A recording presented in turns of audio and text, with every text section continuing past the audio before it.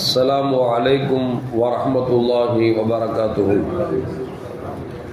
الحمد لله رب العالمين والصلاة والسلام على أشرف المرسلين وعلى آله وأصحابه وأزواجه وذرياته وأهل بيته أجمعين. சங்கைக்கும் மென்மைக்கும் உரிய பெரியோர்களே, சகோதரர்களே, எல்லாம் வல்ல அல்லாஹு ஜல்ல ஜலாலுஹு நாம் செய்யக்கூடிய எல்லா நற்காரியங்களையும் முகஸ்துதியின்றி இஹ்லாஸான முறையில் இறைவனுக்காக மட்டுமே செய்யப்பட்ட நல்வணக்கங்களில் நம் வணக்கங்களை அல்லாஹ் அங்கீகரித்துக் கொள்வானாக. நாம் செய்யக்கூடிய வியாபாரங்களிலும் தொழில்துறைகளிலும் நஷ்டமில்லாத ஹலாலான முறையில் நிரம்ப லாபத்தை பெற்று அந்த லாபகரமான வாழ்க்கை கொண்டு தம் தேவைகளையும் தேவை உடையவர்கள் தேவைகளையும் நிறைவேற்றக்கூடிய நல்ல பொருளாதாரத்தையும் உள்ள விசாலத்தையும் அல்லாஹ் நம் அனைவர்களுக்கும் வழங்கி அல்வானாக. கஞ்சத்தனம் என்கிற தீய பண்பை விட்டு அல்லாஹ் நம்மை பாதுகாத்துக் கொள்வானாக. நம்மை இந்த உலகத்தில் வாழ வைக்கும் காலம் எல்லாம் நோய் நொடி இன்று உடல் ஆரோக்கியத்தோடு அல்லாஹ் நம்மை வாழ செய்வானாக. அந்த ஆரோக்கியமான வாழ்க்கை கொண்டு அல்லாஹ் ரசூலை நெருங்கக்கூடிய அனைத்து நல்லவர்களையும் புரியக்கூடிய நல்ல முத்தகின்களின் கூட்டத்தில் நம்மை ஆக்கி அல்வானாக. திடீர் மரணங்களை விட்டும் தீய மரணங்களை விட்டும் நம்மையும் நம் குடும்பத்தையும் நம் சமூகத்தையும் அல்லாஹ் முழுமையான முறையில் பாதுகாத்துக் கொள்வானாக. மருத்துவமனையில் செலவீனங்களை விட்டும் வேதனைகளை விட்டும் அல்லாஹ் நம்மை காத்தல்வானாக. நம்மில் யாரெல்லாம் நோயால் பாதிக்கப்பட்டு வீடே கதி என்றும் ஆஸ்பத்திரியை கதி என்றும் அல்லல் பட்டும் அவதியுற்றும் இருக்கிறார்களோ அத்தனை மக்களுக்கும் வெகு விரைவில் நோயை போக்கி உடல் ஆரோக்கியத்தை வழங்குவதோடு அவர்களை கொண்டு அவர் குடும்பத்திற்கும் சமூகத்திற்கும் பலன் தரக்கூடிய மக்களாக ஆக்கியல்வானாக. நாம் இந்த உலகத்தில் வாழ்ந்து வருகிற நேரத்தில் லா இலாஹ இல்லல்லாஹ் முஹம்மது ரசூலுல்லாஹ் என்ற கலிமாவை மொழிந்து ஜன்னத்துல் ஃபிர்தௌஸை கண்ணால் கண்டு மகிழ்ந்து சிரித்த வண்ணமா மரணிக்கக்கூடிய நல்பாக்கியம் பெற்ற மக்களில் அல்லாஹ் நம்மை ஆக்கியார்வானாக. மரணித்தும் மரணிக்காத இறைநேசன் கூட்டத்தில் அல்லாஹ் நம்மை ஆக்கியார்வானாக.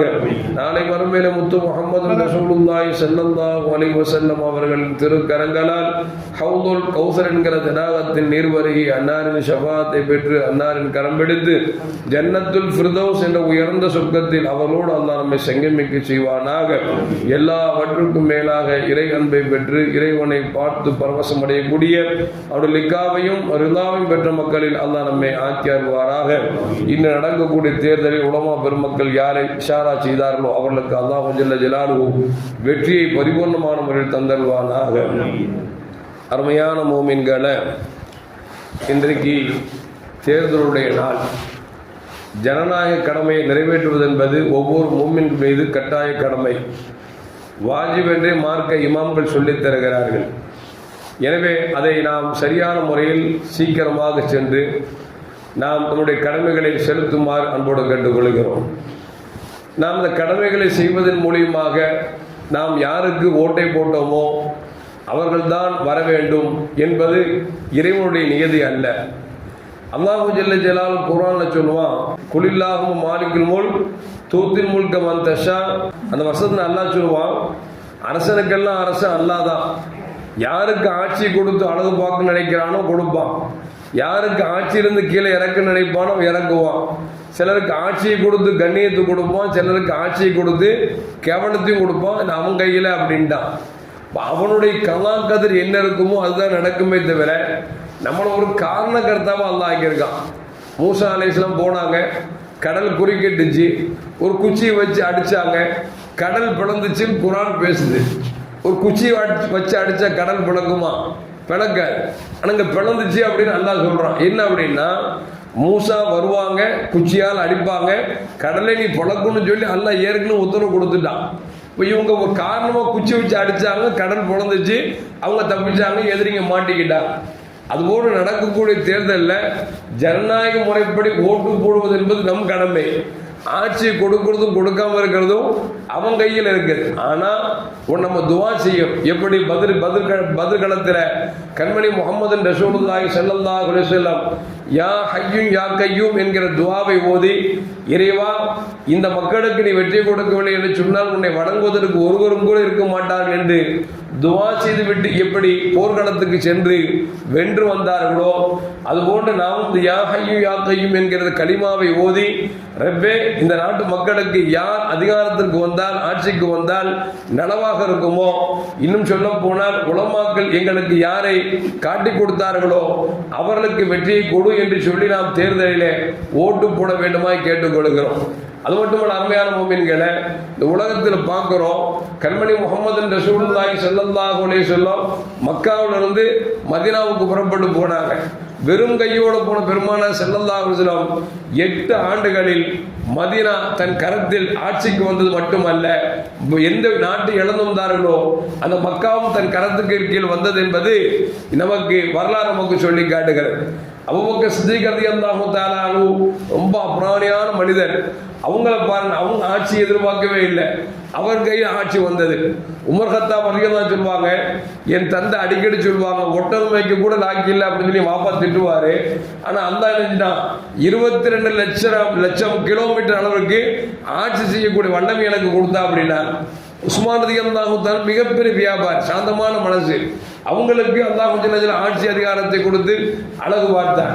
அலி ரலியல்லாஹு தஆலா வெறும் கூலி தொழிலாளி, அவர்களுக்கு அல்லாஹ் ஆட்சி கொடுத்து அழகு பார்த்தார். இன்னும் சொல்ல போனால் 2ஆம் உமர் என்று சொல்லக்கூடிய உமர் இப்னு அப்துல் அசீஸ் ரஹ்மத்துல்லாஹி அலைஹி ஒரு நாள் டமாஸ்கஸ் பள்ளிவாசல்ல போய் தொழுதுட்டு இருக்கிறார்.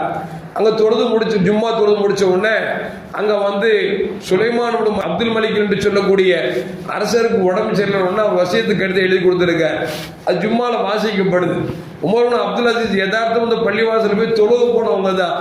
வாசிக்குங்கிற பொழுது சுலைமான் இப்னு அப்துல் மலிக் அவருடைய ஆட்சிக்கு பிறகு உமர் இப்னு அப்துல் அசீஸ் அவர் ஆட்சிக்கு வருவார் என்று சொல்லி அந்த வார்த்தையை கேட்டவுடன் உமர் இப்னு அப்துல் அசீஸ் சொன்னாங்களாம், இன்னா லில்லாஹி வ இன்னா இலைஹி ராஜிஊன், எனக்கு ஏன் கூடாரமே போதும், எனக்கு எதுக்கு ஆட்சி அப்படின்னு சொல்லி உமர் இப்னு அப்துல் அசீஸ் ரஹ்மத்துல்லாஹி அவர்கள் வெறுத்தார்கள். ஆனால் ஆட்சி கொடுக்கப்பட்டது, சிறந்த ஆட்சி ஆண்டார். எதுக்கு சொல்ல வர்றேன்னா, ஆட்சி நம்ம கையில ஒண்ணுமே கிடையாது, எல்லாம் ரப்போடைய நாட்டம் தான். ஏன் ரொம்ப போறீங்க?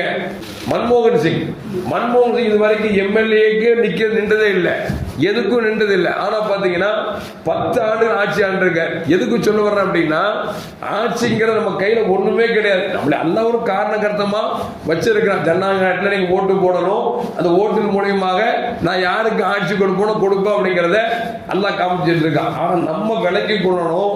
காலம் எவ்வளவு மோசமான காலம்னா, நேற்று பாருங்களேன், நம்ம ஏரியாக்கள்ல நிறைய கொடுக்கப்பட்டுச்சு. அதில் ஏன் தெருவில் பார்த்தீங்கன்னா 4 முஸ்லீம் வீடு, ஒரு காபீர் வீடு, அங்கே யாருக்குமே கொடுக்கல. அல்லாஹ் தராத வரைக்கும் அல்லாஹ்வுக்கு ரொம்ப நன்றி செலுத்துறோம். ஏன்னா இது ஹராமான காசு. ஓட்டுக்காக காசு வாங்குவது என்பது கொடுப்பதும் ஹராம், வாங்குவதும் ஹராம். இன்னும் சொல்ல போனால் நாட்டு குற்றம் கூட. ஆனா நடக்குதுன்னு வச்சுக்கங்களேன். ஆனா எந்தெந்த யாரெல்லாம் கொடுத்தாங்களோ நம்ம தெருவுக்கு சொல்றான் பாய் தெரு. ஏன்னா 4 பேர் பாய் இருக்கிறான், ஒரு காப்பீர் இருக்கான். அதனால இது பாய் தெருன்னு சொல்லி எவனுமே கொடுக்கல. எதுக்கு சொல்லுவாங்க அப்படின்னா, சாதாரண 2000 5000 ரூபாயில பாய் தெருன்னு பாக்குறான், பாயின்னு பாக்குறான். அப்ப இவங்க எல்லாம் வந்துட்டாங்கன்னா என்ன நிலை நடக்கும் அல்லாஹ் காப்பாத்து. எதுக்கு சொல்ல வர்றேன்னா, இது முஸ்லிம்கள் உணர்ந்து வாழணும். நம்ம என்ன நினைக்கிறோம் அப்படின்னா, அஜரத்துக்கு வேலை இல்லையா, அவர் கத்துவாரு, அவர் போவாரு அப்படின்னு நினைச்சிட்டு இருக்கிறோம். உலமாக்கள் தீர்க்கமா உட்கார்ந்து முடிவு செய்து நம்ம காமிக்கிறோம்னா என்ன காரணம் அப்படின்னா, போகிற காலங்கள் இருக்கிற மோசமான காலம் என்பதை நாம் மறந்துக்கூடாது. நம்மளாம் கேள்விப்பட்டிருப்போம், ஒரு பசங்க தங்கக்கூடிய விடுதிகள்ல தினம்தோறும் உப்புமா போட்டாங்களாம், கடுமையான எதிர்ப்பு தெரிவிச்சாங்க.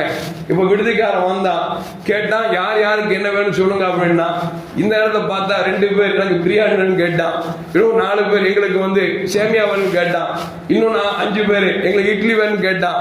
இப்படி போகும்போது கடைசியில் பார்த்தா உப்புமா யாருக்கு வேணும் கேட்கும்போது 10 பேர் வேணும்னு கேட்டான். கடைசி டோட்டல் பார்த்தா பிரியாணி 2 பேர், இட்லி 4 பேர், சேமியா 5 பேர். இப்படி பார்த்தா கடைசி மெஜாரிட்டி உப்புமாவுக்கு 10 பேர் இருக்கிறான். கடைசி திருப்பி அந்த உப்புமா போட்டான். அந்த மாதிரி அல்லாஹ் காப்பாத்து. நம்ம சமூகம் என்ன சொன்னாலும் விளங்குற சமூகமா இல்லை. எந்த அளவுக்கு அப்படின்னா, நேற்று அதை சொல்ற அசரத்து நான் இப்படி போடணுங்கிற, என் பையன் இவனுக்கு தான் போடணுங்கிறான் அப்படிங்கிற சொல்லி மாற்ற முடியலங்கிறார். ஏன்னா அந்த சினி ஃபீல்டு இன்னைக்கு உலகம் அதோடைய மிகப்பெரிய மாயை தோற்றுவித்திருக்கிறது. எல்லாம் அல்லாஹ் இந்த நாட்டை யார் ஆண்டால் எல்லா மக்களுக்கும் சுபிட்சமாக இருக்குமோ அப்படிப்பட்ட நல்ல ஆட்சியாளரை அல்லாஹ் தர வேண்டும். ஒருவேளை நாம் எதிர்பார்க்காத யாராவது வந்து விட்டாலும் அல்லாஹ்வுக்கு பெரிய மனமாற்றத்தை கொடுத்து எல்லா மக்களும் சமமாக பார்க்கக்கூடிய நல்ல ஆட்சியாளர் தர வேண்டும். எல்லாம் அல்லாஹ் நிம்மதியான தமிழ்நாடாக இருப்பதற்கு அல்லாஹ் தௌஃபீக் செய்வானாக. அஸ்ஸலாமு அலைக்கும் வரஹ்மத்துல்லாஹி வபரகாத்துஹு. முஹம்மது وسلم صلى الله على محمد صلى الله عليه وسلم صلى الله على محمد يا رب صل عليه وسلم.